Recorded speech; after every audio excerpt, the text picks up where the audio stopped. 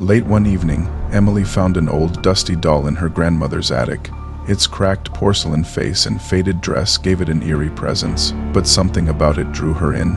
She brought it downstairs and placed it on her bedside table, thinking it might add a vintage touch to her room. That night, as the wind howled outside, Emily was jolted awake by a faint whisper. "Emily, Emily." The voice seemed to come from the doll. Her heart pounded. She froze, staring at the doll's lifeless eyes. "It's just my imagination," she told herself. She lay back down, pulling the covers tight around her, but the whispers grew louder. "Emily, come closer." Terrified, she threw the covers off and turned on the light. The doll had moved. It was no longer on the table, it was now sitting upright on her bed, facing her. Suddenly, her bedroom door slammed shut with a deafening bang. Emily's breath caught in her throat. The doll's head slowly turned toward her, its eyes now glistening with an unnatural glow. It smiled. "You let me in," the doll said, its voice no longer a whisper. "Now I'm here to stay."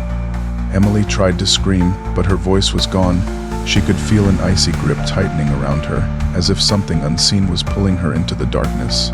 The last thing she saw before everything went black was the doll, now standing at the foot of her bed, its smile wide and sinister. The next morning, her parents found Emily's room completely empty except for the doll, sitting peacefully in the middle of the bed. Its porcelain face was smooth and clean, but now it had Emily's eyes.